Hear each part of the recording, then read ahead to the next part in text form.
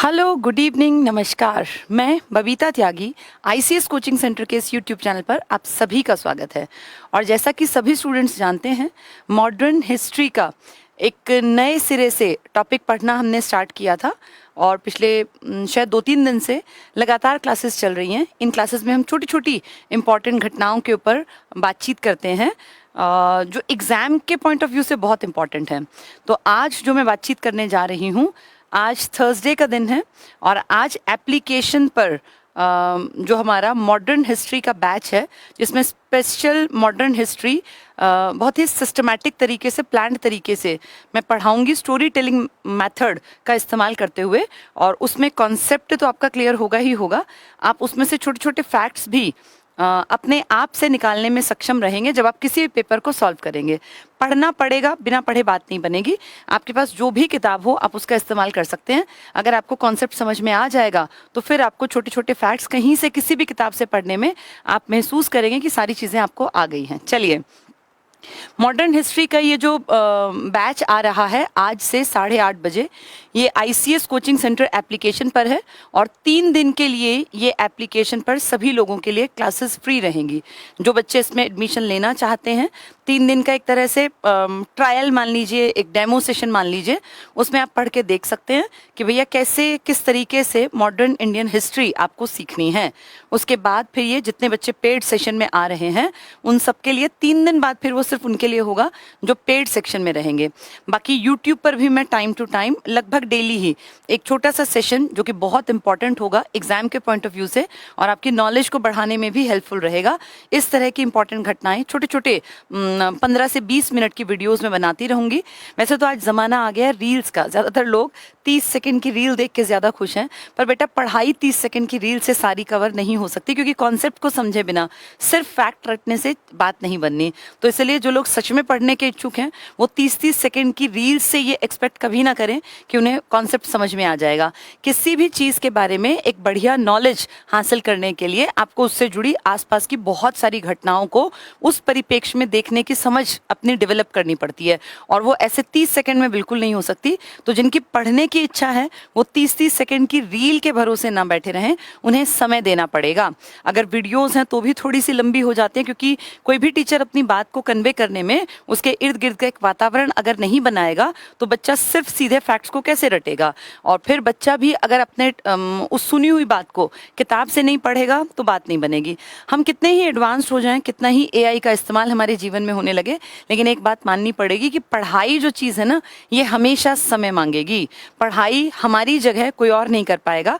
और अगर आपको सच में वैचारिक तौर पे परिपक्व बनना है, एक अच्छा समझदार इंसान बनना है, एक नागरिक के रूप में अपनी आइडेंटिटी एक अच्छे इंसान के रूप में बनाना चाहते हैं, तो किताबों के साथ आपको समय बिताना पड़ेगा।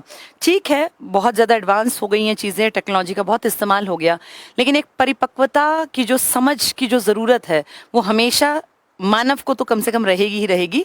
और हम कितने ही टेक्नोलॉजी का विकास कर लें, पर वैसी सोचने समझने की क्षमता जिसमें इमोशंस भी हों, वो कभी भी रोबोट में नहीं आ पाएगी, या एआई आपके उस काम को नहीं कर पाएगा। ठीक है, कोई एस्से लिखना है, एप्लीकेशन लिखनी है, आपको कोई इंपॉर्टेंट किसी चीज़ के बारे में जानकारी निकालनी है, तो ठीक है, गूगल आपकी मदद कर देगा, चैट जीपीटी आपकी मदद कर देगा। लेकिन जब भी बात होगी समझ की, किसी चीज़ के ऊपर अपने विचारों की, तो महज इनसे काम नहीं चलेगा। तो आपको किताबों का सहारा और एक गाइडेंस के रूप में किसी न किसी टीचर की बातों का सहारा लेना पड़ेगा, और उसमें कुछ बुरा भी नहीं है। हाँ, समय ज़रूर देना पड़ेगा, पढ़ाई बिना समय के कभी नहीं होगी। चलिए, तो आज से एप्लीकेशन पे मॉडर्न इंडिया का बैच शुरू करेंगे। 8:30 बजे से वो बैच स्टार्ट होगा।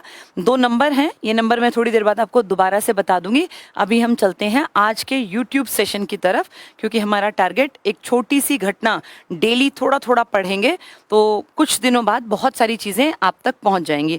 आज देखिए बेटा, बहुत ज़्यादा जो आज का टाइम है ना, ऐसा बिल्कुल नहीं है कि साधन नहीं है। मैं तो हमेशा क्लास में भी कहती हूँ कि जो पीढ़ी आज पढ़ रही है ना, वो बहुत लकी है। आज से 50 साल पहले इमेजिन कीजिए, अगर किसी का कोई क्वेश्चन अटक जाता था तो उसके पास साधन नहीं थे।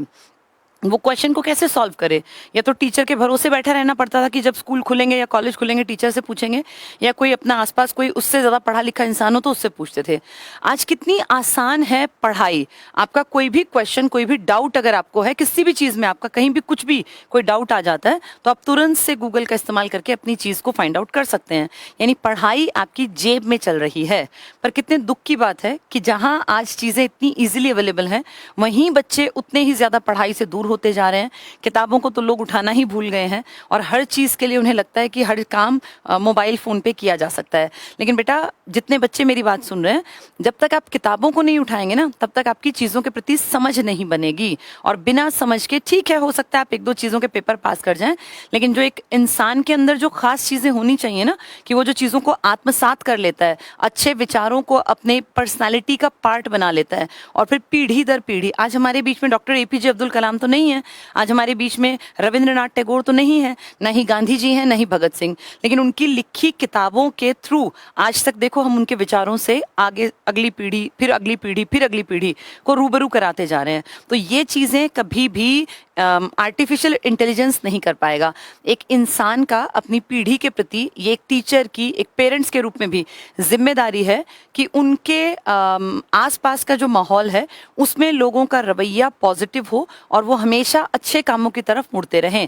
और पढ़ाई एक ऐसी चीज़ है, चाहे वो आपकी स्कूली किताबों की पढ़ाई कह लें, या उसको जब आप स्कूल से थोड़े से फारिग हो जाते हैं, आप नौकरी में पहुंच जाते हैं, तो आप साहित्य से जुड़ सकते हैं। अच्छी किताबें हमेशा आपके अंदर अच्छे विचार पैदा करती हैं, और जिसके मन में अच्छे विचार आते हैं उसकी पर्सनालिटी ऑटोमेटिकली अच्छी बन जाती है। और अच्छी पर्सनालिटी के लोग जहाँ जहाँ जाते हैं वो कहीं ना कहीं आसपास के लोगों को भी अपनी अच्छाई से प्रभावित करते हैं। और फिर जैसे एक फूल की खुशबू जगह जगह फैलती है, ऐसे उन किताबों से निकले विचार भी जगह जगह फैलते हैं। तो ये सबकी ज़रूरत है इस समय पर, अच्छी चीज़ों को आगे बढ़ाएं।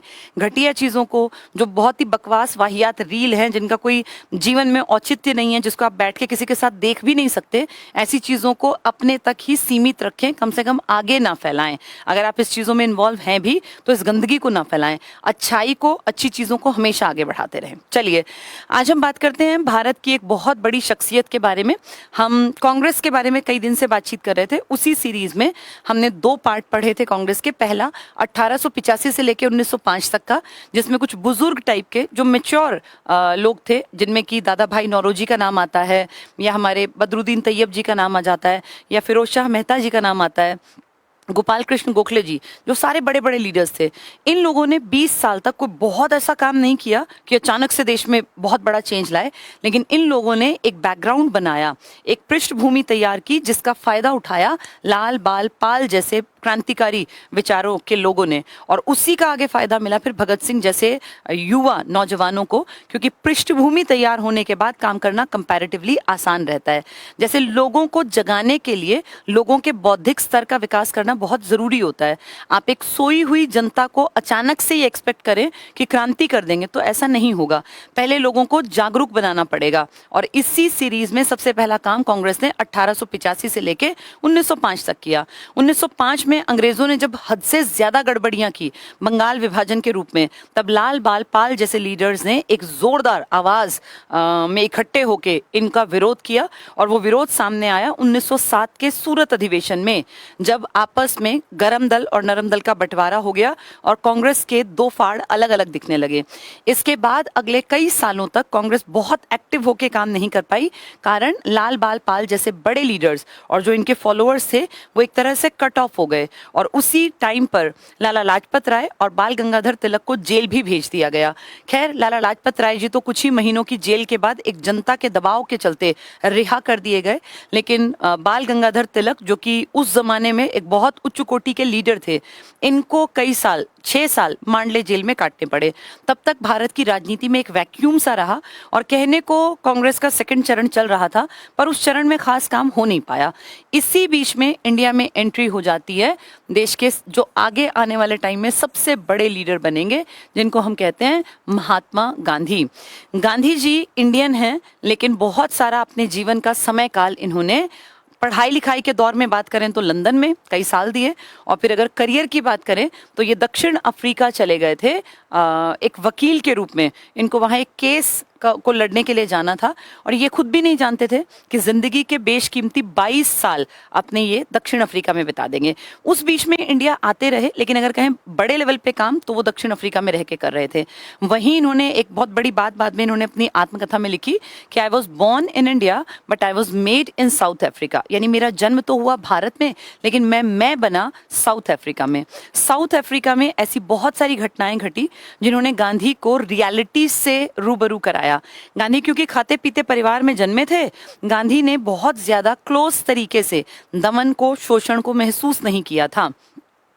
इन चीजों का पता किसको चलता है? जिसके साथ ये घटित होती हैं। तो गांधी जी के साथ ऐसा रवैया दक्षिण अफ्रीका में घटित हुआ। रेल कांड नाम की एक घटना शायद आप लोगों ने सुनी हो।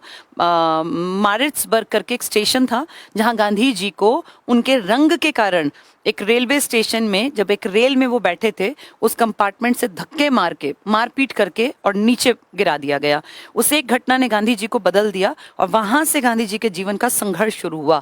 वो संघर्ष किससे था? समाज की गलत कुरीतियों से, वहां रंग भेद और इन सब के कारण। और फिर जब देश में आए तो अधेड़ उम्र के 46-47 साल के एक ऐसा इंसान जिसको मैच्योर कहते हैं और जो जिंदगी के बहुत सारे अनुभव लेकर परिपक्व अवस्था में पहुंच जाते हैं।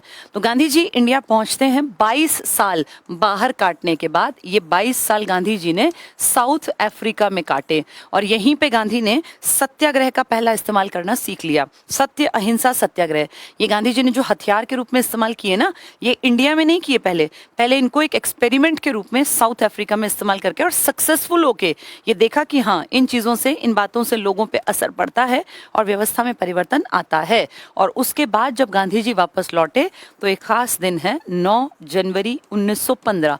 बहुत ज्यादा बार इसके ऊपर क्वेश्चन देखे जाते हैं कि गांधी जी भारत कब लौटे। कभी साल पूछ लेते हैं, कभी डेट पूछ लेते हैं। इस दिन की इतनी इंपॉर्टेंस है कि इस दिन को हम मनाते हैं प्रवासी भारतीय दिवस, यानी वो इंडियन जो किन्हीं कारणों से विदेशों में प्रवास कर गए, कोई नौकरी के चलते, किसी के पूर्वज चले गए थे, उन इंडियंस को हम एक तरह से 2-3 दिन का फेस्टिवल के रूप में मनाते हैं, जनरली 3 दिन का।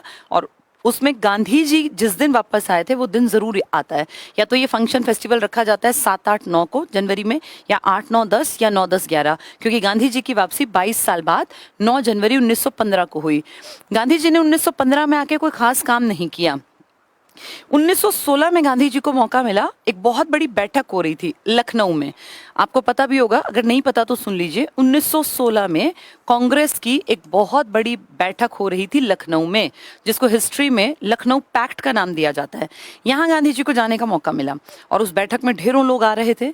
कांग्रेस एक मंच पर आई थी, नरम और गरम दल इकट्ठे खड़े हुए थे। 1907 के बाद, 7 में कलेश में अलग हुए, 16 में ये एक दल में इकट्ठे हुए थे और यहीं पे कांग्रेस प्लस मुस्लिम लीग भी पहली बार साझा मंच इकट्ठे आई थी। तो ये बड़े प्राउड की बात थी, खुशी की बात थी और इसलिए हिस्ट्री में इसकी इंपॉर्टेंस बहुत ज्यादा है। लखनऊ पैक्ट, लखनऊ पैक्ट में क्या हुआ था? कांग्रेस के दोनों दल इकट्ठे हुए, नरम प्लस गरम, और कांग्रेस और मुस्लिम लीग के बीच में एक समझौता हुआ था और यहाँ पे इसकी अध्यक्षता की थी अंबिका चरण मजूमदार ने। ये इंपॉर्टेंट क्वेश्चन है। AC मजूमदार यहाँ अध्यक्ष थे कांग्रेस के। यहाँ गांधी जी जब गए ना, तो गांधी जी को बहुत बड़े नेशनल लीडर नहीं थे, गांधी जी के लेवल के बहुत सारे लीडर्स थे यहाँ। अब वहां पे गांधी जी की मुलाकात ढेर लोगों से हुई, जिनमें एक आदमी था जिनका नाम था राजकुमार शुक्ला। तो ये राजकुमार शुक्ला कौन थे? ये बिहार के चंपारण के इलाके के थे और ये जमींदार थे, किसान थे, किसान ही जमींदार, यानी बड़े लेवल पे ये खेती करते थे। तो ये वहां आए और इनकी इच्छा क्या थी, इनका प्लान क्या था जब ये आए, कि मैं बाल गंगाधर तिलक, जो कि एक जाना माना नाम था और 6 साल की मांडले जेल भी काट के आए थे, तो बहुत कुछ जो है परिपक्व इंसान होके वैसे भी ज्यादा समझदार माने जाते थे, कि मैं उनको लेके आऊंगा बिहार में और बिहार के चंपारण में जहाँ किसानों को बहुत शोषण कर रही है ये अंग्रेज सरकार, उनको मैं एक फ्रंट फेस के रूप में रखूंगा और उनके पीछे हम किसान खड़े होंगे और अपने जो शोषण की ये नीतियां हैं इनका विरोध करेंगे मुखर आवाज में। तो प्लानिंग तो थी कि तिलक को लेके आना है, लेकिन किसी ने उनको राय दी कि तिलक से ज्यादा अच्छा है जो ये नए लीडर उभर रहे हैं, महात्मा, ये यहाँ तो खैर गांधी थे, महात्मा तो 17 के बाद बनेंगे, तो कहा कि इनको ले जाओ, इनका तरीका बहुत अलग है और ये कुछ ना कुछ बेहतर करके वहां से ले आएंगे। तो जो राजकुमार शुक्ला जी थे, ये गांधी जी के पीछे पड़ गए कि गांधी जी आप चलिए, आप चलिए, आप चलिए। अब गांधी जी ने देखा कि यार कोई नया सा आदमी है, ऐसे तो कोई भी कह देगा चलो चलो, चलो हर जगह तो नहीं जा सकते ना। गांधी जी ने इनको थोड़ा सा अवॉइड किया, कहा कि ठीक है आ जाऊंगा आ जाऊंगा। वहां से फिर गांधी जी कभी कानपुर गए, कभी अहमदाबाद गए। तो ये जो राजकुमार शुक्ला जी थे ना, ये पता कर करके कि गांधी जी कहाँ हैं वहीं पहुंच जाते। कभी ये कानपुर जाते, कभी ये अहमदाबाद जाते। फाइनली गांधी जी ने फील किया कि ये आदमी मेरा पीछा नहीं छोड़ेगा और मुझे इसके जो ये कह रहा है वहां जाके देख लेना चाहिए। तो गांधी जी ने इनको कहा कि ठीक है मैं बंगाल की तरफ आऊंगा, कलकत्ता की तरफ। बीच में उस जमाने में बंगाल, बिहार, उड़ीसा की पूरी बेल्ट जो है इसको एक ही तरह से ट्रीट करते, एक ही मानते थे। तो गांधी जी ने कहा कलकत्ता की तरफ मुझे आना है, 1917 में मेरा प्लान है और उसी दौर में मैं तुम्हारे यहाँ भी, तुम्हारे इलाके में आ जाऊंगा। तो इन्होंने कहा ठीक है। अप्रैल 1917 में गांधी जी का कलकत्ता की तरफ जाना हुआ। तो वहां से फिर इनको पता चल गया, जो राजकुमार शुक्ला जी थे ये तुरंत कलकत्ता उनके आने से पहले पहुंच गए। और वहां फिर कई सारे दिन जो गांधी जी को रुकना था, तो वहां 1-2 दिन इनके साथ रह के बाद में ये तुरंत से चंपारण गए और गांधी जी को कह के गए कि अब आपने अपना प्रॉमिस किया था, आपने अपना वादा, आपको आना पड़ेगा। तो गांधी जी को लगा भाई यहाँ आया तो हुआ ही हूँ, चल के देख लेता हूँ। गांधी जी नहीं जानते थे कि कितने ज्यादा शोषित थे वहां के किसान। और सच में जो नील पैदा करने की जो बड़ा एक टफ सी नीति थी, जिसको तिनकठिया पद्धति कहा जाता था, जिसमें एक रूल था कि किसी भी किसान को अपने, अगर उसके खेत के 20 टुकड़े किए जाएं, 20 हिस्से बनाए जाएं, 20 क्यारियां बनाई जाएं, तो उसमें से 3 क्यारियों में नील पैदा करना है। ये जबरदस्ती का नियम था। अब नील पैदा करना हमें क्यों नहीं ठीक लगता था? क्योंकि नील से पेट नहीं भर सकता। नील तो वाइट कपड़ों में जब 2-3 बार धो देते हैं तो पीलापन आ जाता है। उस पीलेपन को हटाने के लिए नील का इस्तेमाल किया जाता था। ये कोई खाद्यान्न नहीं है जो कि पेट भरे। बिहार के चंपारण के किसान चाहते थे कि हम अपनी जमीन पे खाने का अन्न पैदा करें। भैया भूख पहली चीज है ना, ये नील तो एक्स्ट्रा एक्सपोर्ट के लिए था। तो वो किसान दुखी थे, बहुत परेशान थे वो लोग, तरह तरह के टैक्सेस उन पे लगे हुए थे। तो गांधी जी इन सब बातों से अनजान थे और राजकुमार शुक्ला जी के कहने पे वो वहां गए तो उन्होंने बैठ के बातचीत की। उनको फिर फील हुआ कि ये राजकुमार शुक्ला ज्यादा नहीं जानते हैं, ये बस शोषित हैं, इतनी बात जानते हैं, इनको ये नहीं पता कि इसके लिए काम कैसे करना है, क्या करना है। तो उन्होंने कहा कि भाई मुझे 4 कम से कम वकील चाहिए, पढ़े लिखे काबिल, जो सारी चीजों को लीगल एक्शन कैसे लेना है, क्या करना है, ये समझ सकें। तो वहां पे इनकी मुलाकात हुई 2 लीडर्स के साथ, जो आगे जाके इनके फॉलोअर्स भी बने, जिनमें सबसे बड़ा नाम है, आपके पहले प्रेसिडेंट बनेंगे, डॉक्टर राजेंद्र प्रसाद, और एक बहुत बड़ा नाम है JB कृपलानी जी का। कृपलानी जी वही आदमी है जो 1963 में आजादी के बाद पंडित नेहरू की सरकार के खिलाफ पहली बार लोकसभा में अविश्वास प्रस्ताव लेकर आए थे। इससे पहले इंडिया में ये शब्द इस्तेमाल नहीं हुआ था, नो कॉन्फिडेंस मोशन। तो ये तो बाद की बात है कहानी की, वापस चलते हैं। तो JB कृपलानी और डॉक्टर राजेंद्र प्रसाद और भी कई सारे बड़े बड़े लोगों से मुलाकात हुई गांधी जी की। एक पूरा प्लान किया गया और वहां जाके महात्मा गांधी ने कहा कि ठीक है, यहाँ के किसानों को जरूरत है और मैं इनको लीड करूंगा। और महात्मा गांधी ने एक सत्याग्रह छेड़ दिया। ये गांधी का पहला एक्सपेरिमेंट था इंडिया में। इससे पहले महात्मा गांधी बहुत रिच एक्सपीरियंस लेकर लौटे हैं साउथ अफ्रीका से। तो गांधी ने उस एक्सपीरियंस का फायदा इंडिया में पहली बार चंपारण में उठाने का एक तरह से प्लान बनाया और गांधी जी उस सारे काम में सफल भी हुए। महात्मा गांधी को यहीं पे उपाधि मिली थी महात्मा, और ये बात कही थी कि महान है जो आत्मा, ये कहा था रविंद्रनाथ टैगोर ने। रविंद्रनाथ टैगोर इस बंगाल कलकत्ता की यूनिट के ही तो सारे लोग थे, ये इस पूरे प्रांत में ही ये एक्टिव थे। तो यहाँ महात्मा गांधी को महात्मा उपाधि मिली थी। और यहीं डॉक्टर राजेंद्र प्रसाद ने, क्योंकि महात्मा गांधी के इंडिया में पहला मूवमेंट जब गांधी जी ने छेड़ा चंपारण में, वहां डॉक्टर राजेंद्र प्रसाद ने इनका खूब साथ दिया और आगे तक गांधी के बहुत बड़े फॉलोवर रहे। तो आगे जाके उनको भी लोगों ने कहा कि आप भी बिहार गांधी हैं। तो बिहार को बिलोंग करते थे हमारे पहले प्रेसिडेंट डॉक्टर राजेंद्र प्रसाद, और गांधी जी के पहले सत्याग्रह में उनके सहयोगी थे, इसलिए इनके नाम में भी जुड़ गया बिहार गांधी।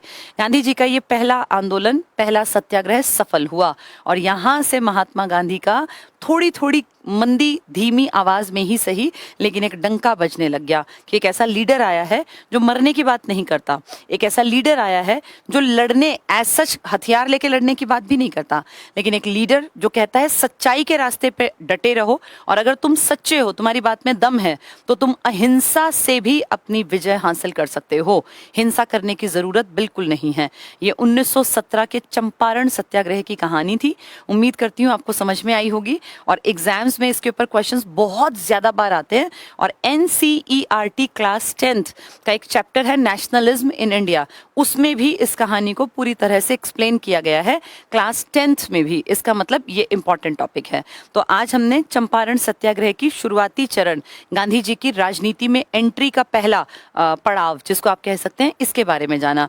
इसके बाद गांधी जी धीरे धीरे धीरे एक्टिव होते गए और गांधी जी की लाइफ के सबसे पहले 3 जो इंडिया में आंदोलन चलाए उनमें पहला चंपारण है, उसके बाद है अहमदाबाद मिल मजदूरों का, और तीसरा है खेड़ा। तो मैं ये छोटी छोटी कहानियां आपको डेली सुनाती रहूंगी। अब आप किसी भी किताब को उठा के, चाहे आप क्लास 10th की NCERT को उठाइए, चाहे आप किसी भी पब्लिशर की, किसी भी राइटर की कोई भी कॉम्पिटिटिव किताब उठाइए, चंपारण जहां अगर एक पैराग्राफ लिखा है तो पैराग्राफ आपको क्लियर होगा, अगर पूरे पेज पे एक्सप्लेन किया है तो वो पेज भी आपको क्लियर होगा। क्योंकि ये सारी बातें अगर आप सुन लेंगे तो इसमें कॉन्सेप्ट समझ में आ जाएगा, उस कॉन्सेप्ट से छोटे छोटे फैक्ट्स निकल आएंगे। जैसे बिहार गांधी कौन कहलाया, तो डॉक्टर राजेंद्र प्रसाद।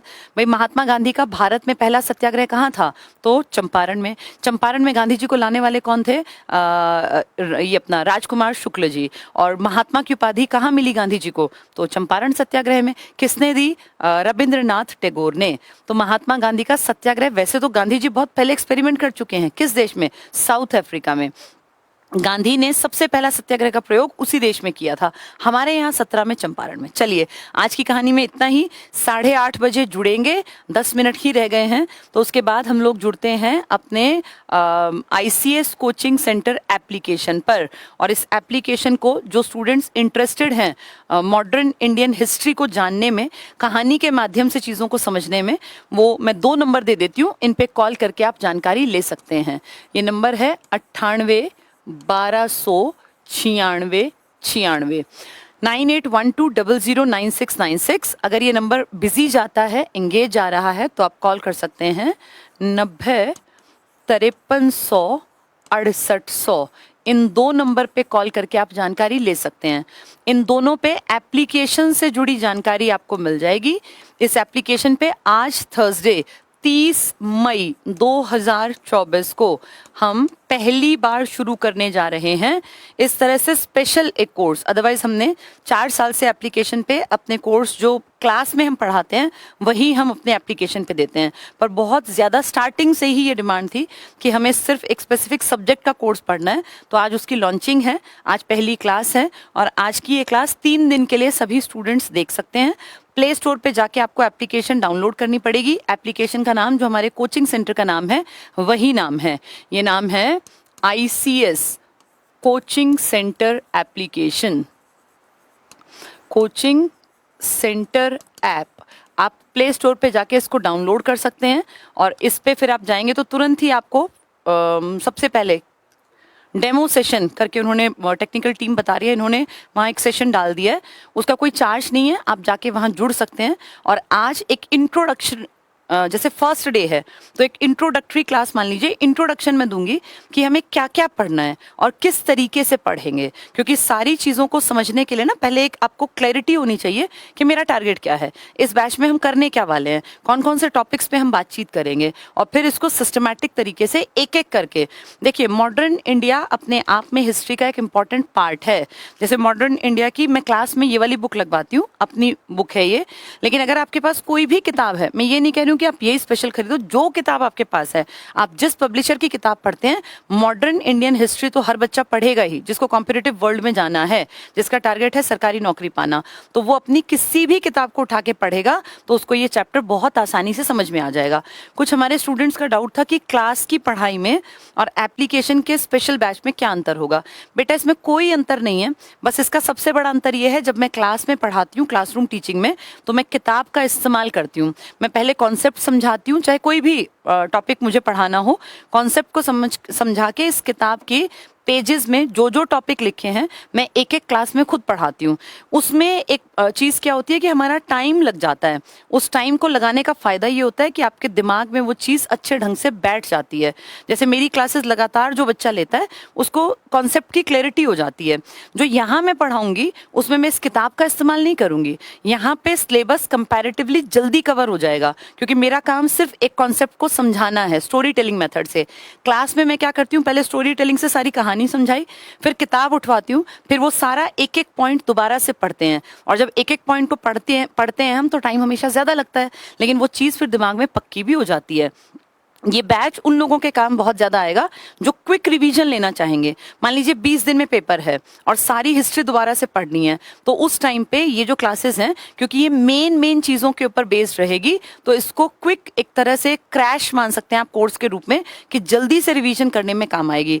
जो बच्चे स्पेशल पढ़ना चाहते हैं कि भैया हमें किताब से भी पढ़ना है, तो बेटा उनके लिए एप्लीकेशन फिर पूरी क्लासेस जो हैं वो बेस्ट है। और जिनका टारगेट है कि सिर्फ हमें ये हिस्ट्री का ये पोर्शन करना है और जल्दी करना है, उनके लिए ये बैच अच्छा रहेगा।